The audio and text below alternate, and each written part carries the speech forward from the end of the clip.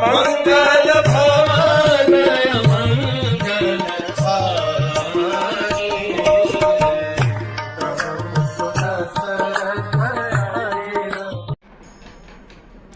हरे कृष्ण। कल हमने देखा किस प्रकार से लक्ष्मण आग बबूले हो गए थे भरत को देख करके और पूरी अयोध्या की सेना को देख करके, और किस प्रकार से उन्होंने राम से कहा था कि आप बस खड़े रहिए, आपके सामने में भरत पूरी सेना को पूरी तरह से ध्वस्त कर दूंगा। अयोध्या जा करके कैकेयी और मंथरा को भी मार दूंगा और आपको अयोध्या की राज्य गद्दी पर बैठा दूंगा।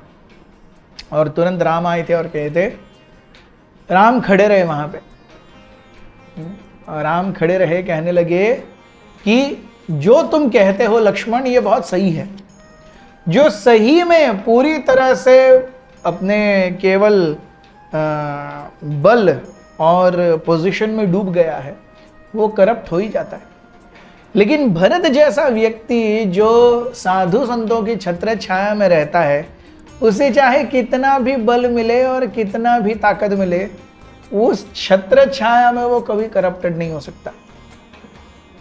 प्रभु राम कहते हैं कि हे लक्ष्मण, निश्चित रूप से तुम भरत के बारे में गलत सोच रहे हो। मैं बताता हूं कि मुझे भरत पर कितना भरोसा है। प्रभु राम कहते हैं, एक समय ऐसा आ सकता है जब सूर्य और चंद्र अपनी गर्मी और शीतलता देना बंद कर सकते हैं। एक समय ऐसा आ सकता है जब धरती अपनी सहनशीलता को खो सकती है। एक समय ऐसा आ सकता है जब मेरू मंदार हल्के से हवा के झोंके से उड़ सकता है। एक समय ऐसा आ सकता है जब पूरे समुद्र का पानी वाष्पीभूत होकर के जा सकता है। लेकिन भरत के मन में किसी भी प्रकार की मलिन इच्छा ये नहीं आएगी। इतना मुझे भरत के ऊपर भरोसा है। क्यों? क्योंकि मैंने उसे जन्म से देखा है। प्रभु राम कहते हैं कि देखिए भरत, लिखिए लक्ष्मण, निश्चित रूप से भरत आ रहे हैं तो वो हमें वापस लेके जाने के लिए आ रहे हैं। कम से कम सीता को वापस लेके जाने के लिए आ रहे हैं। वो हमें मनाने के लिए आ रहे हैं। वो निश्चित रूप से हमारा कुशल क्षेम पूछने के लिए आ रहे हैं। भरत एक ऐसे व्यक्ति हैं जो पानी और दूध के मिश्रण से दूध को अलग कर सकते हैं। इसीलिए कृपया उनके ऊपर अंछा लांछन मत लगाओ। और अगर भरत हमारे बीच में राज्य के लिए आ भी रहा है, वो राज्य के लिए क्यों आएगा? राज तो उसी का है। और अगर वो आ भी रहा है किसी भी उद्देश्य से, तो क्या मैं यहां पर बैठ करके उसको मार दूंगा? अगर मैं राज्य गद्दी स्वीकार करूंगा हे लक्ष्मण, तो अपने भाइयों को हमेशा शरणागति देने के लिए, अयोध्या वासियों को शरणागति देने के लिए, उनका सांगोपांगन करने के लिए मैं राज्य गद्दी एक्सेप्ट करूंगा।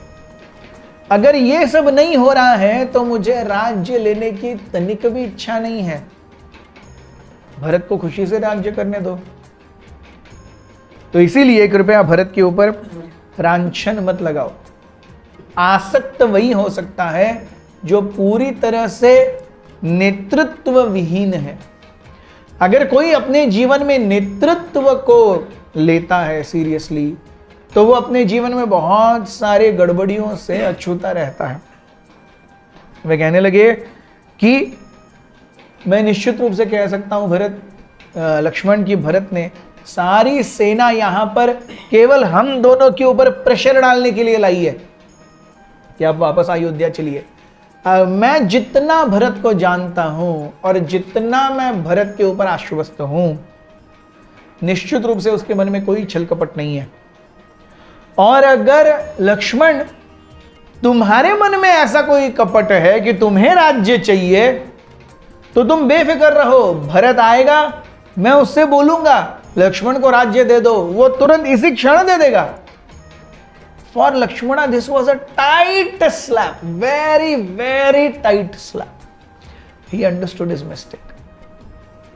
he had said far too much than what was required and what was right. उन्हें अपनी गलती का एहसास हुआ. उन्होंने तुरंत अपना धनुष, अपने तुनीर, बाण और अपना चिलखत वगैरह सब खोल दिया और वो देखने लगे. अब तक अयोध्या की जो पूरी सेना थी वो चित्रकूट के फुटहिल्स तक आ गई थी और अयोध्या की ध्वजा दिख रही थी.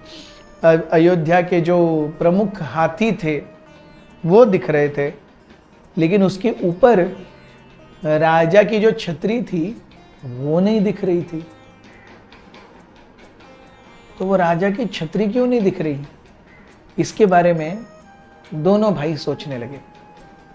Thank you very much. Hare Krishna.